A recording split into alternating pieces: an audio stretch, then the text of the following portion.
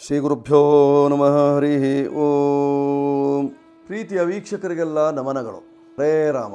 ನಾರಾಯಣಾಯ ನಲಿನಾಯತಲೋಚನಾಯ ನಾಮವಶೇಷಿತ ಮಹಾಬಲಿವೈಭವಾಯ ನಾನಾಚರಾಚರ ವಿದಾಯಕ ಜನ್ಮದೇಶ ನಾಭೇ ಪುಟಾಯ ಪುರುಷಾಯ ನಮಃ ಪರಸ್ಮೈ.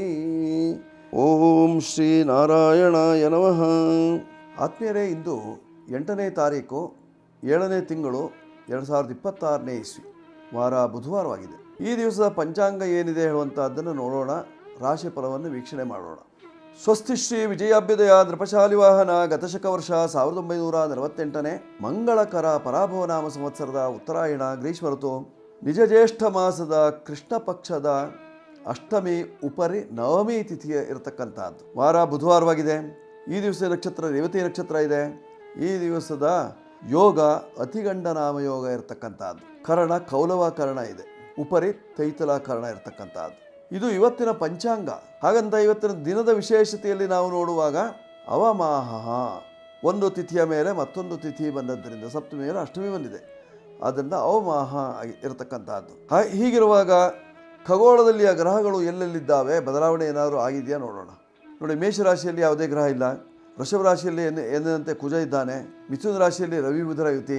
ಕರ್ಕಾಟಕ ರಾಶಿಯಲ್ಲಿ ಗುರು ಮತ್ತು ಲಗ್ನ, ಈ ಸಮಯದ ಲಗ್ನ. ಸಿಂಹ ರಾಶಿಯಲ್ಲಿ ಶುಕ್ರ ಮತ್ತು ಕೇತುವಿನ ಯುತಿ ಇದೆ. ಕನ್ಯಾ ರಾಶಿಯಲ್ಲಿ ಮಾಂದಿ ಉದಯವಾಗಿರ್ತಕ್ಕಂಥದ್ದು. ತುಲಾ ರಾಶಿಯಲ್ಲಿ ತುಲಾ, ವೃಶ್ಚಿಕ, ಧನು ಈ ರಾಶಿಗಳಲ್ಲೆಲ್ಲ ಯಾವುದೂ ಇಲ್ಲ. ಮಕರ ರಾಶಿಯು ಶೂನ್ಯವಾಗಿದೆ. ಕುಂಭ ರಾಶಿಯಲ್ಲಿ ರಾಹು ಇದ್ದಾನೆ. ಮೀನ ರಾಶಿಯಲ್ಲಿ ಚಂದ್ರ ರೇವತಿ ನಕ್ಷತ್ರದಲ್ಲಿದ್ದಾನೆ. ಶನಿಯ ಯುತಿಯಲ್ಲಿದ್ದಾನೆ. ಇದು ಇವತ್ತಿನ ಗ್ರಹ ಸ್ಥಿತಿ. ಈ ಗ್ರಹಗಳ ಸ್ಥಿತಿಗೆ ಅನುಗುಣವಾಗಿ ಫಲಾಫಲಗಳು ಮೇಷರಾಶಿ 12 ರಾಶಿಯವರಿಗೆ ಏನಿದೆ ನೋಡೋಣ ಬನ್ನಿ. ಮೊದಲು ಮೇಷರಾಶಿ. ಇಂದಿನ ದಿವಸ ಮೇಷರಾಶಿಯವರ ಫಲವನ್ನು ನೋಡುವಾಗ ನಿಮ್ಮ ರಾಶಿಯ ಅಧಿಪತಿ ಧನಸ್ಥಾನದಲ್ಲಿ ದ್ವಿತೀಯದಲ್ಲಿದ್ದಾನೆ. ರಕ್ಷಾಸ್ಥಾನ, ರಕ್ಷಣೆ ಇಲ್ಲದ ದಿವಸವಾಗಬಹುದು. ನಿಮ್ಮವರೇ ನಿಮಗೆ ತೊಂದರೆ ಕೊಡುವಂತಹ ಸಂದರ್ಭ ಇರತಕ್ಕಂಥದ್ದು. ಕೂಗಿದರೂ ಯಾರೂ ಬರದೇ ಹೋಗುವಂತಹ ಸಂದರ್ಭ ಇದೆ. ಆದ್ದರಿಂದ ಮನೆಯಲ್ಲಿ ಒಬ್ಬರೇ ಇದ್ದರೆ ನಿಮಗೂ ಬೋರ್ ಆಗ್ತದೆ. ಜೊತೆಯಲ್ಲಿ ವೈರಿಗಳ ಹಾವಳಿ ಉಂಟಾಗುವಂತಹ ಸಾಧ್ಯತೆ ಇರತಕ್ಕಂತಹದ್ದು. ಯಾವುದೋ ರೂಪದಿಂದ ನಿಮಗೆ ಕಷ್ಟ ಕೊಡುವಂತಹ ಸಾಧ್ಯತೆ ಇರತಕ್ಕಂಥದ್ದಿದೆ. ಗುರು 4ನೇ ಮನೆಯಲ್ಲಿದ್ದರಿಂದ ಗಜಕೇಸರಿ ಯೋಗದ ಫಲ ಇದ್ದರೂ ಸಹಿತವಾಗಿ ಅಷ್ಟೇನು ಶುಭದಾಯಕವಾದಂಥದ್ದಲ್ಲ. ಕಾರಣ ನಿಮ್ಮ ರಾಶಿಯಾಧಿಪತಿ ಧನಸ್ಥಾನಕ್ಕೆ ಹೋಗ್ಬಿಟ್ಟಿದ್ದಾನೆ, 2ನೇ ಮನೆಗೆ. ಆದ್ದರಿಂದ ಕುಜನಿಗೆ ಗುರುವಿನ ದೃಷ್ಟಿ ಇರುವುದಿಲ್ಲ. ಆದ್ದರಿಂದಲೇ ಈ ರೀತಿಯಂತಹ ತೊಂದರೆಗಳು. ಪರಿಹಾರಕ್ಕಾಗಿ ನೀವು ಮಾಡಿಕೊಳ್ಳಬೇಕಾಗಿರತಕ್ಕಂತಹದ್ದು ಐಕ್ಯಮತ್ಯ, ಹೊಂದಾಣಿಕೆ, ಪ್ರೀತಿ, ವಿಶ್ವಾಸ, ನೆಮ್ಮದಿಯಿಂದ ಇರಬೇಕು. ಐಕ್ಯಮತ್ಯ ಜಪಾನುಷ್ಠಾನವನ್ನು ಮಾಡಿಕೊಳ್ಳಿ. 9ರ ಸಂಖ್ಯಾದೀತು. ಪೂರ್ವ ದಿಕ್ಕು ನಿಮಗೆ ಯಶಸ್ಸು. ಕೆಂಪು ಬಣ್ಣದ ವಸ್ತ್ರಗಳು ನಿಮಗೆ ಹಿತವಾಗಿರುತ್ತದೆ. ಈಗ ವೃಷಭ ರಾಶಿ. ವೃಷಭ ರಾಶಿಯವರ ಫಲವನ್ನು ನೋಡುವಾಗ ನಿಮ್ಮ ರಾಶಿಯಲ್ಲೇ ಕುಜನಿದ್ದಾನೆ. ಜರ್ಜರಿತ ಮಾಡಿಬಿಡ್ತಾನೆ. ಹುಷಾರಬೇಕು. ಪ್ರಯಾಣದಲ್ಲಿ ತೊಂದರೆ ಆಗ್ತದೆ. ಬಿದ್ದು ಏಟಾಗುವ ಸಾಧ್ಯತೆ, ಎಲ್ಲಿ ತಲೆಗೆ ಏಟು ಬೀಳುವಂತಹ ಸಾಧ್ಯತೆ, ಮಂಡಿಗೆ ಏಟು ಬೀಳುವಂತಹ ಸಾಧ್ಯತೆ, ಮುಖ ಎಲ್ಲ ಕಿತ್ತು ಹೋಗ್ತದೆ. ಆದ್ದರಿಂದ ತುಂಬ ಜಾಗ್ರತೆ ಇರಬೇಕು. ಇವತ್ತಿನ ದಿವಸ ಪ್ರಯಾಣ ಮಾಡುವಾಗ, ವಾಹನ ಚಾಲನೆ ಮಾಡುವಾಗ ತುಂಬ ಹುಷಾರಾಗಿರಿ. ನಿಮ್ಮವರಿಂದ ತೊಂದರೆ ಉಂಟಾಗುವಂತಹ ಸಾಧ್ಯತೆಗಳು, ನಿಮ್ಮವರೇ ಏನಾದರೂ ತೊಂದರೆ ಮಾಡುವಂತಹದ್ದಿದೆ. ವ್ಯಾಪಾರ ವ್ಯವಹಾರದಲ್ಲೂ ಸಹಿತವಾಗಿ ಸಾಕಷ್ಟು ನಷ್ಟ. ಸಾಕಷ್ಟು ಅಂದರೆ ಅಲ್ಪ ಸ್ವಲ್ಪ ಅಲ್ಲ, ಭಾಳಷ್ಟೇ ಸಾಕಷ್ಟು ನಷ್ಟ ಉಂಟಾಗುವಂತಹ ಸಾಧ್ಯತೆ ಇರತಕ್ಕಂಥದ್ದು. ಕೆಲವರಿಗೆ ತೀರ್ಥ ಸ್ನಾನ ಮಾಡುವುದರಿಂದ ಅನುಕೂಲ ಉಂಟಾಗ್ತದೆ. ಯಾವುದಾದ್ರೂ ಕಲ್ಯಾಣಿಯಲ್ಲೋ ತೀರ್ಥದಲ್ಲೋ ಸ್ನಾನವನ್ನು ಮಾಡಿಕೊಳ್ಳಿ. ಅದರಿಂದ ನಿಮಗೆ ಅನುಕೂಲ ಉಂಟಾಗುವಂತಹ ಸಾಧ್ಯತೆ ಇರತಕ್ಕಂಥದ್ದು. ಕೆಲವರಿಗೆ ಸಮುದ್ರ ಸ್ನಾನವನ್ನು ಮಾಡುವುದರಿಂದ ನಿಮ್ಮ ಕಷ್ಟಗಳು ದೂರವಾಗುವಂತಹ ಲಕ್ಷಣ. ಸಾಧ್ಯವಾದ ಹಾಗೆ ಸಮುದ್ರ ಸ್ನಾನ ಮಾಡಿ, ಆಗ ನಿಮ್ಮ ಕಷ್ಟಗಳೆಲ್ಲ ದೂರವಾಗುವಂತಹ ಲಕ್ಷಣ. ವೃಷಭ ರಾಶಿಯವರಿಗೆ ವಿಶೇಷವಾಗಿ ಗ್ರಂಥಿಗೆ ಅಂಗಡಿ ವ್ಯಾಪಾರ ವ್ಯವಹಾರವನ್ನು ಮಾಡುವವರಿಗೆ ಸಾಕಷ್ಟು ಅಭಿವೃದ್ಧಿ. ದೇವಸ್ಥಾನಗಳಲ್ಲಿ ಪೂಜಾರಿಗಳಿಗೆ, ದೇವಸ್ಥಾನದಲ್ಲಿ ಬೇಕಾಗುವಂತಹ ಸಾಮಗ್ರಿಗಳ ವ್ಯಾಪಾರ ವ್ಯವಹಾರವನ್ನು ಮಾಡತಕ್ಕಂಥವರಿಗೆ ಸ್ವಲ್ಪ ಅನುಕೂಲವಾದೀತು. ದೋಷ ನಿವಾರಣೆಗಾಗಿ ನೀವು ಮಾಡಿಕೊಳ್ಳಬೇಕಾಗಿರತಕ್ಕಂಥದ್ದು ಸುಬ್ರಹ್ಮಣ್ಯ ಶಾಂತಿ ಮಾಡಿಕೊಳ್ಳಿ. ಕುಜ ಶಾಂತಿಯನ್ನು ಮಾಡಿಕೊಳ್ಳುವುದರಿಂದ ನಿಮ್ಮ ಕಷ್ಟಗಳು ನಿವಾರಣೆ ಆಗ್ತದೆ. ಶುಭಕ್ಕಾಗಿ, ನೆಮ್ಮದಿಗಾಗಿ, ಸಂತೋಷಕ್ಕಾಗಿ ಅನ್ನಪೂರ್ಣೇಶ್ವರಿಯ ಪ್ರಾರ್ಥನೆಯನ್ನು ಮಾಡಿಕೊಳ್ಳುವುದರಿಂದ ನಿಮ್ಮ ಕಷ್ಟ ನಿವಾರಣೆಯಾಗಿ ಸುಖ ಪ್ರಾಪ್ತಿ. 6 ನಿಮ್ಮ ಸಂಖ್ಯೆ, ಬಳಸಿಕೊಳ್ಳಿಕ್ಕೆ ಯೋಗ್ಯ. ಪೂರ್ವ ದಿಕ್ಕು ನಿಮಗೆ ಯಶಸ್ಸು. ಬಿಳಿ ಬಣ್ಣದ ವಸ್ತ್ರ, ಹಾಲು ಬಣ್ಣದ ವಸ್ತ್ರಗಳು ನಿಮಗೆ ನೆಮ್ಮದಿಯನ್ನು ಕೊಡ್ತದೆ. ಮಾಡಿಕೊಳ್ಳಿ, ಶುಭವಾಗುತ್ತೆ ವೃಷಭ ರಾಶಿಯವರು. ಈಗ ಮಿಥುನ ರಾಶಿ. ಮಿಥುನ ರಾಶಿಯವರಿಗೆ ನಿಮ್ಮ ರಾಶಿಯಾಧಿಪತಿ ನಿಮ್ಮ ರಾಶಿಯಲ್ಲೇ ಇದ್ದದ್ದರಿಂದ ಭದ್ರಯೋಗ. ಏನಾದರೂ ಒಳ್ಳೆಯ ಕೆಲಸ ಕಾರ್ಯಗಳನ್ನು ಮಾಡಿಕೊಳ್ಬೇಕು ಅಂದರೆ ಈಗ ಸಮಯ. ಯಾವುದಾದ್ರೂ ರಿಜಿಸ್ಟರ್ ಮಾಡ್ಕೊಳ್ಳೋದಿದ್ದರೆ ಈಗ ಅನುಕೂಲಕರವಾಗಿರ್ತಕ್ಕಂಥದ್ದು. ಕೋರ್ಟ್ ವ್ಯವಹಾರಗಳು ಯಾವುದಾದ್ರೂ ಆಗಬೇಕು ಅಂತಂದರೆ ಈಗ ಅಭಿವೃದ್ಧಿಯ ಕಾಲ, ಮಾಡಿಕೊಳ್ಳಿಕ್ಕೆ ಒಳ್ಳೆಯ ಕಾಲವಾಗಿರ್ತಕ್ಕಂಥದ್ದು. ಜೊತೆಯಲ್ಲಿ ಕಾನೂನಿನಲ್ಲಿ ತೊಡಗಿಸಿಕೊಂಡವರಿಗೆ ಅನುಕೂಲ. ಕಾನೂನಲ್ಲಿ ಏನಾದ್ರು ಕೆಲಸ ಕಾರ್ಯಗಳನ್ನು ಮಾಡ್ತೀರಿ, ಅದರಿಂದ ಅನುಕೂಲ ಉಂಟಾಗ್ತದೆ. ನಿಮ್ಮ ರಾಶಿಯಿಂದ ಕರ್ಮರಾಶಿಯಲ್ಲಿ ಶನಿ ಮಹಾತ್ಮ ಇದ್ದದ್ದರಿಂದ ಉದ್ಯೋಗ ವ್ಯವಹಾರದಲ್ಲಿ ಕಿರಿಕಿರಿ ಆಗ್ತದೆ. ಎಲ್ಲನೂ ರಿಯಲ್ ಎಸ್ಟೇಟ್ ಇತ್ಯಾದಿಗಳನ್ನು ಮಾಡ್ತೀರಿ, ಅದರಲ್ಲಿ ನಷ್ಟವೇ ಆಗುವಂತಹ ಸಂದರ್ಭ ಇರತಕ್ಕಂಥದ್ದು. ಈ ಸಂದರ್ಭದಲ್ಲಿ ಆರೋಗ್ಯದಲ್ಲಿ ಸ್ವಲ್ಪ ಏರುಪೇರು. ವೈದ್ಯರ ಸಲಹೆ ಪಡ್ಕೊಳ್ಳಿ. 5 ನಿಮ್ಮ ಸಂಖ್ಯೆ ಬಳಸ್ಕೊಳ್ಳಿ. ಹಸಿರು ಬಣ್ಣದ ವಸ್ತ್ರಗಳು ನಿಮಗೆ ಹಿತವನ್ನು ತರ್ತದೆ. ಮಾರ್ಗಾಯಾಸ ಕಡಿಮೆಯಾಗುವುದಕ್ಕೋಸ್ಕರವಾಗಿ ಹಸಿರು ಬಣ್ಣದ ಬಟ್ಟೆಯನ್ನು ಇಟ್ಟುಕೊಳ್ಳಿ. ಜೊತೆಯಲ್ಲಿ ನೀರನ್ನು ಕುಡಿಯುವುದರಿಂದ ನಿಮ್ಮ ಕಷ್ಟಗಳೆಲ್ಲ ಪರಿಹಾರವಾಗಿ ಸುಖ ಪ್ರಾಪ್ತಿಯಾಗುವಂತಹ ಲಕ್ಷಣ ಮಾಡ್ಕೊಳ್ಳಿ. ಶುಭವಾಗುತ್ತೆ. ಮಿಥುನ ರಾಶಿಯವರು ಇವತ್ತಿನ ಕಾಲ ಲಕ್ಷಣದಲ್ಲಿ. ಕರ್ಕಾಟಕ ರಾಶಿ. ಕರ್ಕಾಟಕ ರಾಶಿಯವರ ಫಲ ನೋಡುವಾಗ ನಿಮ್ಮ ರಾಶಿಯಲ್ಲೇ ಗುರು ಇದ್ದಾನೆ. ಕೃಷಿ ಕ್ಷೇತ್ರದಲ್ಲಿ ವ್ಯವಹರಿಸುವವರಿಗೆ ಅನುಕೂಲ. ಕೃಷಿ ಕ್ಷೇತ್ರದಿಂದ ಆದಾಯ ಜಾಸ್ತಿ ಆಗುವಂತಹ ಸಾಧ್ಯತೆ. ವ್ಯಾಪಾರಸ್ಥರಿಗೆ ಅಭಿವೃದ್ಧಿ ಇದೆ. ಮನಸ್ಸಿಗೆ ನೆಮ್ಮದಿ ಸಿಗ್ತದೆ. ಉಲ್ಲಾಸದ ಜೀವನವನ್ನು ಮಾಡುವಂತಹ ಒಂದು ಸುಯೋಗದ ಕ್ಷಣಗಳು ನಿಮಗೆ. ಹಂಸ ಯೋಗ ಗೊತ್ತಲ್ವೇ? ಹಂಸ ಯಾವಾಗಲೂ ತುದಿಗಾಲಲ್ಲೇ ನಡೆಯುವಂತಹ ಹಂಸ ಸರಸಿ ಮಾನಸ ಸರೋವರದಲ್ಲಿ ಇರ್ತಾವೆ. ಅವು ನೋಡಲಿಕ್ಕೆ ಅದರ ವಿಚಾರವನ್ನು ತಿಳಿದುಕೊಳ್ಳಲಿಕ್ಕೆ ಸ್ವಲ್ಪ ಕಷ್ಟವಾದೀತು. ಒಟ್ಟಾರೆ ಹಂಸ ಯೋಗದ ಜಾತಕವಾದ್ದರಿಂದ ಸಾಕಷ್ಟು ಅಭಿವೃದ್ಧಿ ಇದೆ. ಭಾಗ್ಯದಲ್ಲಿ ಚಂದ್ರ ಇದ್ದಾನೆ, ಭಾಗ್ಯವೃದ್ಧಿ ಆಗ್ತದೆ. ಆದರೆ ಸ್ವಲ್ಪ ಆರೋಗ್ಯದ ವಿಚಾರದಲ್ಲಿ ವ್ಯತ್ಯಾಸ ಉಂಟಾಗುವಂತಹ ಸಾಧ್ಯತೆ ಇರತಕ್ಕಂಥದ್ದು. ಪರಿಹಾರಕ್ಕಾಗಿ ನೀವು ಮಾಡಿಕೊಳ್ಳಬೇಕಾಗಿರ್ತಕ್ಕಂಥದ್ದು ದುರ್ಗಾ ಶಾಂತಿಯನ್ನು ಮಾಡ್ಕೊಳ್ಳಿ.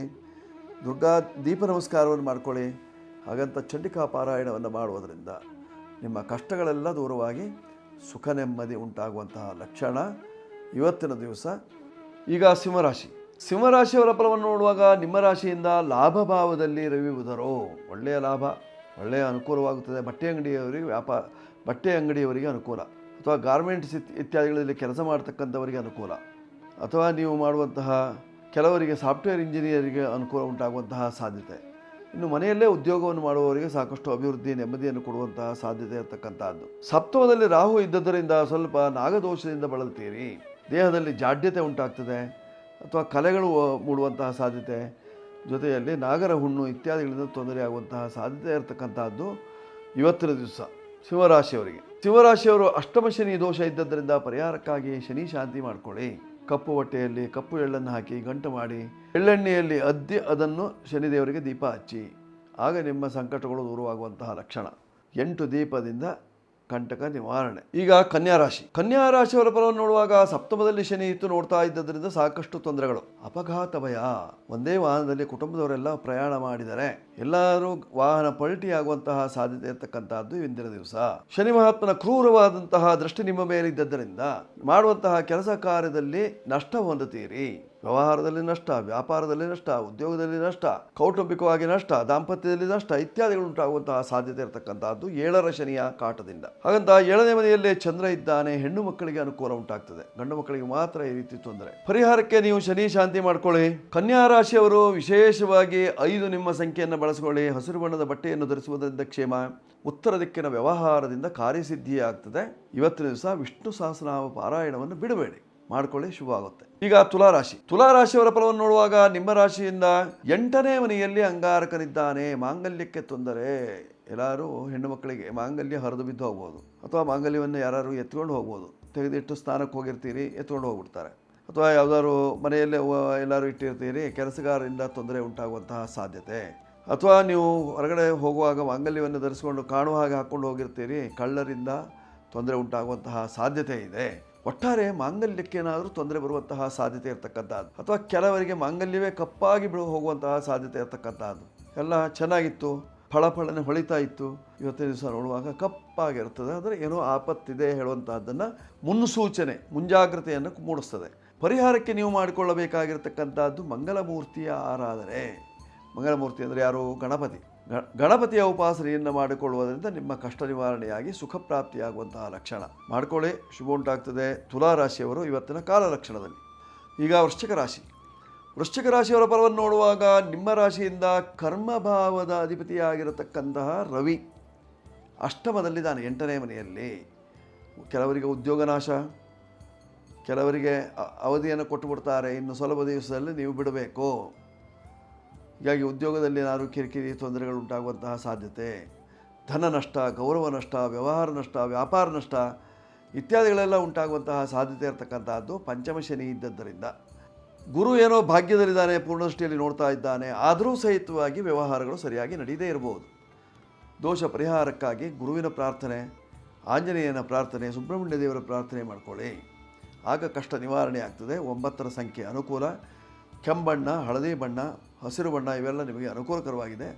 ಉತ್ತರ ದಿಕ್ಕಿನ ವ್ಯವಹಾರದಿಂದ ಕ್ಷೇಮವಾಗ್ತದೆ. ಸುಬ್ರಹ್ಮಣ್ಯ ದೇವರ ಅನುಗ್ರಹವನ್ನು ಪಡ್ಕೊಳ್ಳಿ. ಈಗ ಧನುರಾಶಿ. ಧನುರಾಶಿಯವರ ಫಲವನ್ನು ನೋಡುವಾಗ ಕರ್ಮಾಧಿಪತಿ ಸಪ್ತಮದಲ್ಲಿ ಇತ್ತು ನೋಡ್ತಾ ಇದ್ದಾನೆ. ಒಳ್ಳೆಯ ಯೋಗ. ಸಪ್ತಮದಲ್ಲಿ ರವಿ ಮತ್ತು ಬುಧ. ಸಂತಾನಾಪೇಕ್ಷೆಗಳಿಗೆ ಒಳ್ಳೆಯ ಕಾಲ. ಕರ್ಮಾಧಿಪತಿ ಸಪ್ತಮದಲ್ಲಿದ್ದರಿಂದ ಸಂತಾನಾಪೇಕ್ಷೆಗಳಿಗೆ ಒಳ್ಳೆಯ ಕಾಲ. ಸುಖೇತು ಗರ್ಭೋ ರವೀಣಾ ನಿರೀಕ್ಷಿತ. ಬುಧನು ಸಪ್ತಮದಲ್ಲಿದ್ದರಿಂದ ವ್ಯಾವಹಾರಿಕವಾಗಿ ಅಭಿವೃದ್ಧಿ ಆಗ್ತದೆ. ಮನಸ್ಸಿನ ತೊಳಲಾಟ ನಿವಾರಣೆಯಾಗುವಂತಹ ಕಾಲವಾಗಿದೆ. ವ್ಯಾಪಾರದಲ್ಲಿ ಯಶಸ್ಸು, ಕೌಟುಂಬಿಕವಾಗಿ ನೆಮ್ಮದಿ, ಕುಟುಂಬದಲ್ಲಿ ಜ್ಞಾನವೃದ್ಧಿ ಇತ್ಯಾದಿಗಳಾಗುವಂತಹ ಸಾಧ್ಯತೆ ಇರತಕ್ಕಂಥದ್ದು. ಪರಿಹಾರಕ್ಕೆ ರಾಯರ ಸೇವೆ ಮಾಡಿಕೊಳ್ಳಿ. 3 ನಿಮ್ಮ ಸಂಖ್ಯೆಯನ್ನು ಬಳಸ್ಕೊಳ್ಳಿ. ಉತ್ತರ ದಿಕ್ಕಿನಲ್ಲಿ ವ್ಯವಹಾರವನ್ನು ಮಾಡುವುದರಿಂದ ಕ್ಷೇಮವಾಗ್ತದೆ ಧನುರಾಶಿಯವರಿಗೆ ಇವತ್ತಿನ ಕಾಲಲಕ್ಷಣದಲ್ಲಿ. ಈಗ ಮಕರ ರಾಶಿ ನೋಡಿ. ಮಕರ ರಾಶಿಯವರ ಫಲವನ್ನು ನೋಡುವಾಗ ನಿಮ್ಮ ರಾಶಿಯ ಅಧಿಪತಿಯಾಗಿರ್ತಕ್ಕಂತಹ ಶನಿ ಮಹಾತ್ಮನು ತೃತೀಯ ಭಾವದಲ್ಲಿದ್ದಾನೆ. ಅಣ್ಣ ತಮ್ಮಂದಿರ ವಿಚಾರದಲ್ಲಿ ಸಾಕಷ್ಟು ಅನುಕೂಲ. ಭೂ ವ್ಯವಹಾರದಲ್ಲಿ ಸಾಕಷ್ಟು ಅಭಿವೃದ್ಧಿಯನ್ನು ಪಡೀತೀರಿ. ಒಂದು ಒಳ್ಳೆ ಮನೆ ಕಟ್ಟಿಬಿಡೋಣ, ಒಂದು ಒಳ್ಳೆ ಭೂಮಿ ಮಾಡ್ಕೊಳ್ಳೋಣ. ಮಕರ ರಾಶಿಯವರಿಗೆ ಸಪ್ತಮದಲ್ಲಿ ಗುರು ಇದ್ದದ್ದರಿಂದ ಮಂಗಲ ಕಾರ್ಯಾದಿಗಳನ್ನು ಮಾಡಿಕೊಳ್ಳುವವರಿಗೆ ಸಾಕಷ್ಟು ಅನುಕೂಲ, ನೆಮ್ಮದಿ. ಆಚಾರ ವಿಚಾರದಲ್ಲಿ ತೊಡಗಿಸಿಕೊಂಡವರಿಗೆ ಅಭಿವೃದ್ಧಿ. ದೇವತಾ ಕಾರ್ಯವನ್ನು ಮಾಡುವವರಿಗೆ ಯಶಸ್ಸುಂಟಾಗುವಂತಹ ಕಾಲ. ರಾಜಕೀಯದವರಿಗೆ ಮಾತ್ರ ಸ್ವಲ್ಪ ಆತಂಕ ಮೂಡುವಂತಹದ್ದಿದೆ. ಪರಿಹಾರಕ್ಕೆ ನೀವು ಮಾಡಿಕೊಳ್ಳಬೇಕಾಗಿರ್ತಕ್ಕಂಥದ್ದು ಸೂರ್ಯ ನಮಸ್ಕಾರ, ಸೂರ್ಯ ಶಾಂತಿ ಅಥವಾ ಸುಬ್ರಹ್ಮಣ್ಯ ಕ್ಷೇತ್ರಕ್ಕೆ ಹೋಗಿ ಒಂದು ಆಶ್ಲೇಷಾಬಲಿ ಇತ್ಯಾದಿಗಳನ್ನು ಮಾಡಿಕೊಳ್ಳುವುದರಿಂದ ನಿಮಗೆ ಕ್ಷೇಮವಾಗುವಂತಹ ಸಾಧ್ಯತೆ ಇದೆ. ನಿಮ್ಮ ಸಂಖ್ಯೆ 8 ಮತ್ತು 4, ಕಪ್ಪು ಬಿಳಿ ಬಣ್ಣ, ಉತ್ತರ ದಿಕ್ಕು ಇವೆಲ್ಲ ನಿಮಗೆ ಹಿತವಾಗಿರ್ತದೆ. ಈಗ ಕುಂಭರಾಶಿ. ಕುಂಭರಾಶಿಯವರ ಫಲವನ್ನು ನೋಡುವಾಗ ನಿಮ್ಮ ರಾಶಿ ಅಧಿಪತಿ ಧನಸ್ಥಾನದಲ್ಲಿದ್ದರಿಂದ ಹಣಕಾಸಿನ ವಿಚಾರದಲ್ಲಿ ಸ್ವಲ್ಪ ಮಟ್ಟಿಗೆ ಆತಂಕ ಮೂಡುತ್ತದೆ. ವ್ಯವಹಾರಗಳು ಸರಿಯಾಗಿ ನಡೆಯದೆ ತೊಂದರೆ ಉಂಟಾಗುವಂತಹ ಸಾಧ್ಯತೆ ಇದೆ. ಕೆಲವರಿಗೆ ಮಾನ ನಷ್ಟ, ಗೌರವ ನಷ್ಟ ಇತ್ಯಾದಿಗಳಾಗ್ತದೆ. ಕಾನೂನಿನ ಚೌಕಟ್ಟಿನಲ್ಲಿ ಹಲವಾರು ತೊಂದರೆಗಳು. ಕೋರ್ಟ್ ಕಚೇರಿ ವ್ಯವಹಾರದಲ್ಲಿ ಹಿನ್ನಡೆ ಉಂಟಾಗುವಂತಹ ಸಾಧ್ಯತೆ. ಕಾರಣ ಗುರುವಿನ ಬಲ ಇಲ್ಲ. ದೋಷ ನಿವಾರಣೆಗೆ ನೀವು ಮಾಡಿಕೊಳ್ಳಬೇಕಾಗಿರತಕ್ಕಂತಹದ್ದು ಶನಿ ಶಾಂತಿ ಮಾಡಿಕೊಳ್ಳಿ. ಶನಿ ದೇವರಿಗೆ ವೀಳ್ಯದ ಎಲೆಯ ಹಾರವನ್ನು ಹಾಕುವುದರಿಂದ ನಿಮಗೆ ಕ್ಷೇಮವಾಗ್ತದೆ.